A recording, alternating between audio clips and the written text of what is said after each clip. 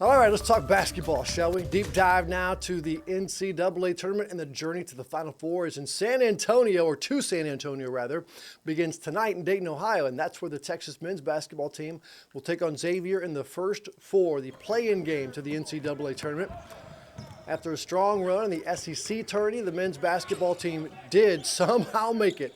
An at-large bid, a lot of people were shocked. The SEC sent a record 14 teams to the tournament. That is insane. Texas hoping to stay in it for the long haul. There will likely be a lot of Xavier fans at the game, though, since Dayton's only an hour from their home in Cincinnati. The first four, or play-in game, will tip off around 8 p.m. tonight. The winner will take on Illinois in the first round Saturday. But let's dive in right now into the men's and women's NCAA tournament. All right, we wanted to talk to the expert right now, and the sports director here at KVUE, Jeff Jones, joins us. And welcome to the KVUE Daybreak Plus studio, by the way. First time. First time. And we'll take the people behind the curtain.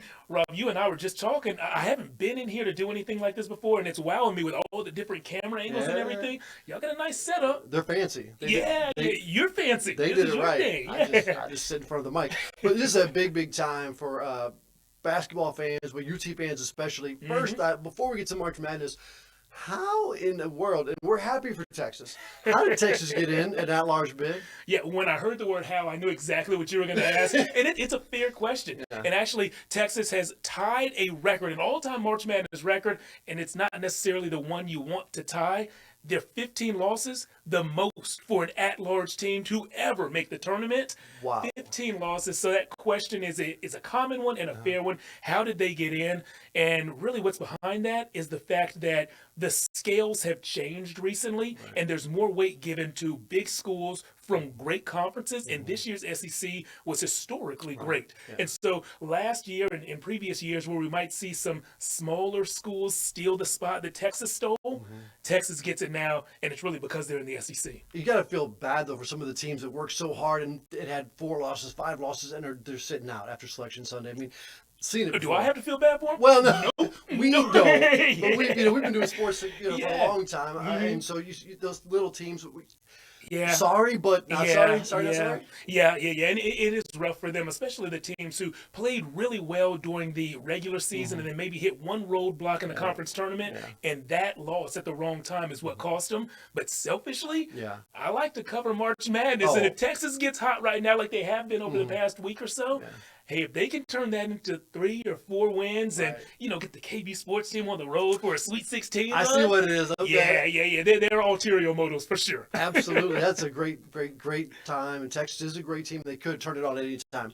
But let's talk about, they've got to do the play-in game. They're not even in the tournament, technically, I guess, the way they do it now. It's weird, right? They're in the field of 68, but not the field of 64. Right. So they do play in that first 4 matchup in Dayton. And so they're an 11 seed, and instead of opening tournament play against a 6 seed, they open tournament play against another 11 seed. They're playing a team, Xavier, from right outside of Dayton. And so you're thinking maybe Texas is at a disadvantage. It's going to be like a road game, but not so fast. Dayton hates Xavier. Oh, okay. So today in his press conference, head coach Rodney Terry, I guess yesterday in the press conference, head coach Rodney Terry kind of pleaded to the people of Dayton. He says, I know about your rivalry. Instead of cheering for the guys from down the street who you cheer against for the rest of the year, show up wearing burnt orange and cheer for us. That is cool. So, this first 4 matchup, you don't know what the crowd's going to be like, if they're going to be for or against Texas, but Texas does have to earn their way into the first round this year. How do they match up against Xavier, by the way? Bigger, size-wise, speed-wise especially? Yeah.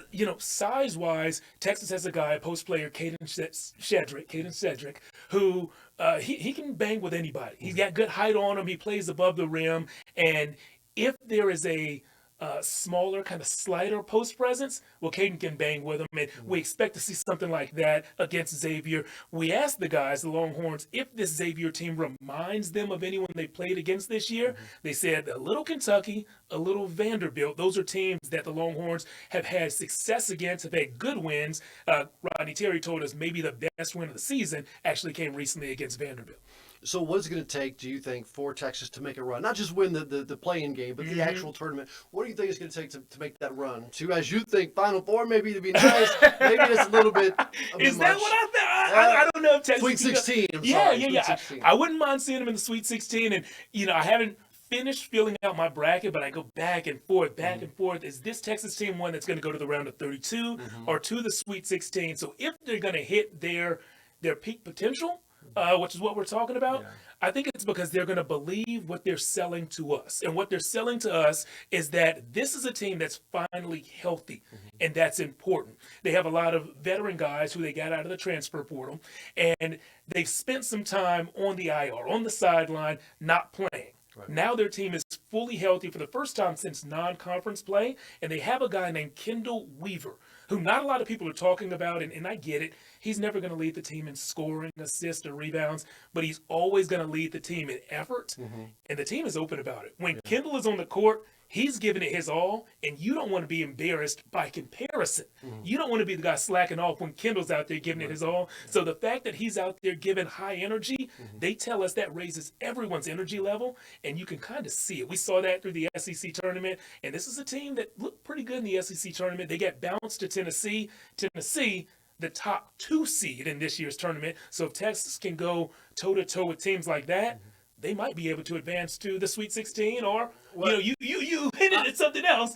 I don't know if they have that in them, but they've shown that they can play with the best. Right, which is fantastic. Now, who do you have picking to win the bracket, by the way? Can I ask you that, or Definitely. is it too soon? Yeah, it's all good. So I haven't finished filling it out, but I do know I'm going to pick Auburn to win it all. Okay. They're going to be a popular pick this year. They are the #1 overall seed, and just full transparency, I lived in Auburn, Alabama from the time I was 2 until I was 12. Okay. Yeah. And so, I just got a soft spot for the Auburn Tigers. We saw them this year. They came to Austin and played in the Moody Center.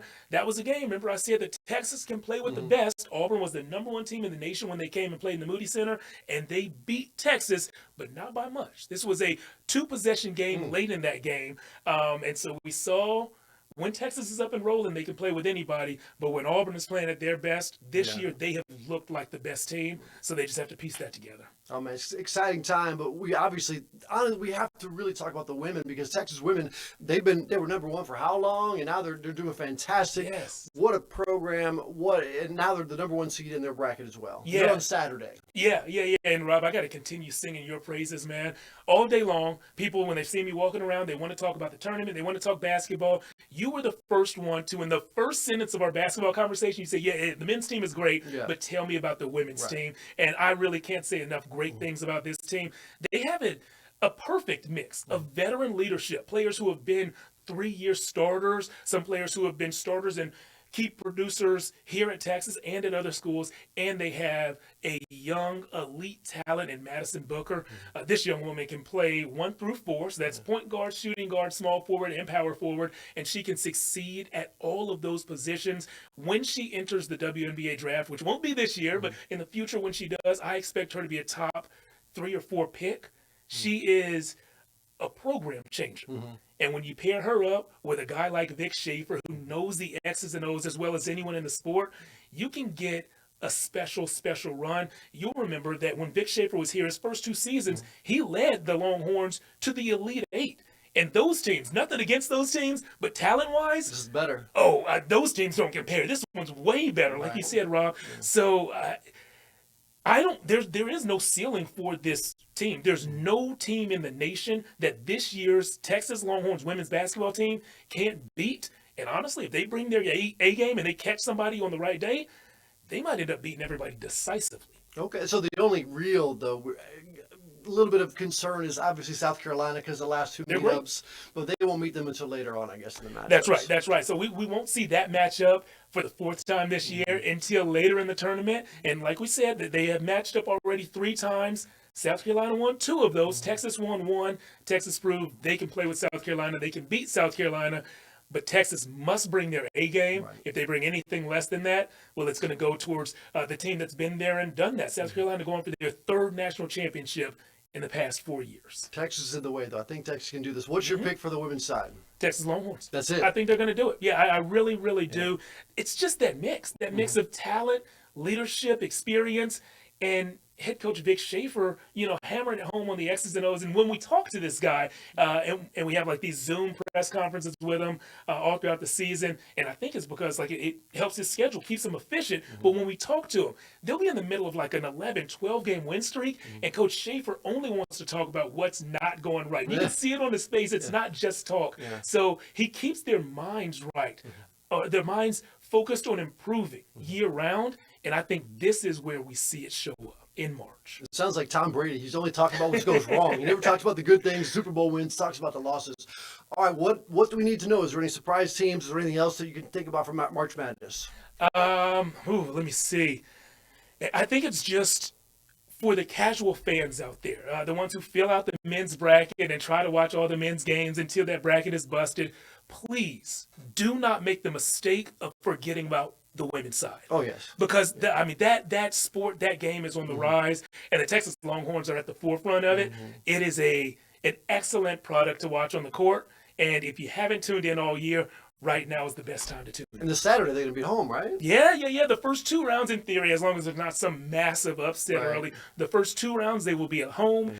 If they win both of those, which I expect them to do, they'll play the Sweet 16 and Elite 8 in Birmingham, Alabama, and then move on the Final 4 this year on the women's side in Tampa, Florida. You want to take a trip to South Florida? I think so, yeah. Do you have some good places we should hit I do. I used to live there, so yeah, we'll go Let's together. get you on the list there. Let's do it. Jeff, thanks so much for your time, and My welcome man. to Daybreak Plus Studio. Come This back is anytime. just so beautiful.